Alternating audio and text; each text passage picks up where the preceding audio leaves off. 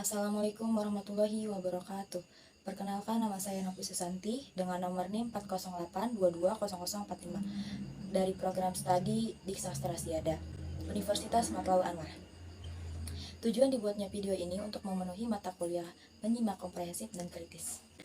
Nah, dalam video ini saya akan menanggapi dua berita. Langsung saja ke berita yang pertama, yaitu kronologis terkuaknya 67 DNA di dalam tubuh anak perempuan yang berusia 8 tahun. Berikut videonya. Kronologis terkuaknya seorang anak perempuan berusia 8 tahun di perbatasan Amerika Serikat dan Meksiko yang ditemukan dengan 67 DNA berbeda di dalam dirinya.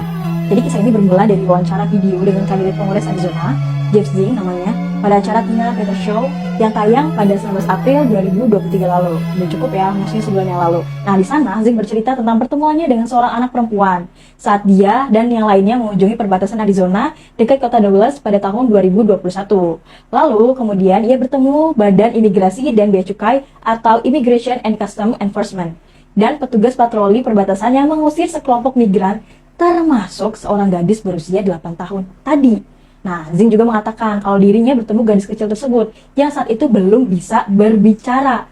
Lalu setelah bertemu dengan anak perempuan tersebut, Zing mengantarkan anak perempuan itu dan membawanya ke rumah sakit.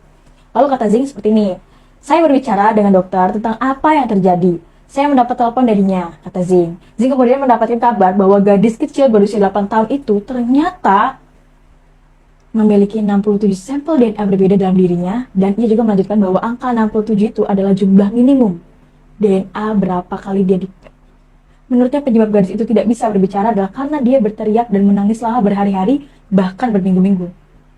Namun sayangnya, dilansir dari Newsweek, kejadian ini belum bisa diverifikasi kebenarannya, baik dilaporkan maupun dicatat oleh berbagai otoritas tempat.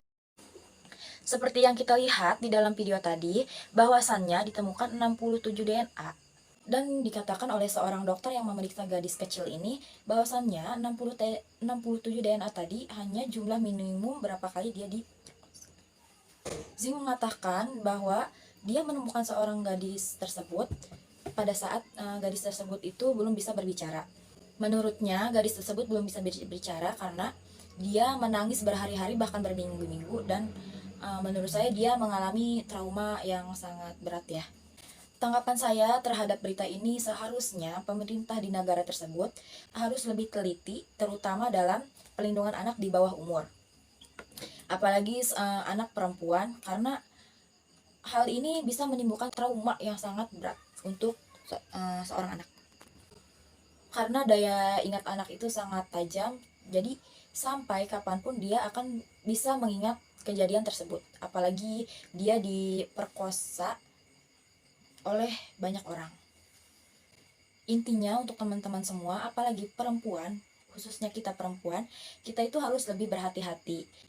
Karena terkadang kita menemukan setan yang berwujud manusia atau mungkin setan yang berwujud setan. Jadi itu berita pertama yang saya simak dan saya tanggapi, semoga bisa diterima oleh teman-teman dan khususnya dosen saya. Lanjut saja ke berita yang kedua, yaitu mengenai public figure yang membuka cadarnya seusai dia bercerai dengan suaminya. Langsung saja ke beritanya. Inara Rusli kini dinilai cari pujian, imbas buka cadar. Setelah digugat cerai Virgon, kini sosok Inara Rusli tampak menjadi bintang baru tanah air. Inara Rusli yang dulunya sempat tenar, kini bak kembali mengulang masa kejayaannya. Bahkan demi menunjang karirnya di dunia hiburan, Inara Rusli kini sudah melepas cadar yang beberapa tahun terakhir dikenakannya. Inara Rusli beralasan dirinya harus melanjutkan hidup demi anak-anaknya. Terbukti, Inara Rusli kini bak laris manis mendulang rezekinya. Namun rupanya di balik kesuksesan yang diraih Inara Rusli, ia justru kini mendapat kritikan pedas. Inara Rusli dinilai mencari pujian lantaran memamerkan wajah aslinya tanpa cadar.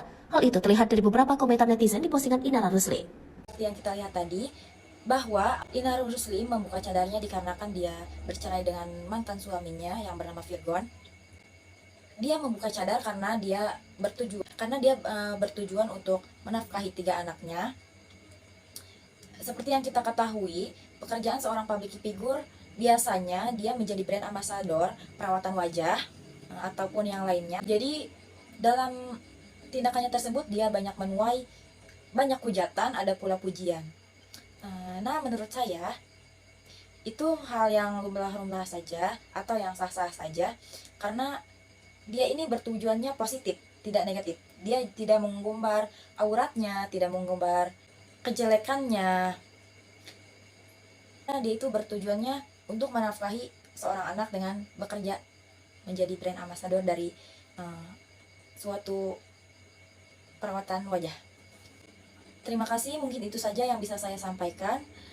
Kurang lebihnya mohon maaf. Wassalamualaikum warahmatullahi wabarakatuh.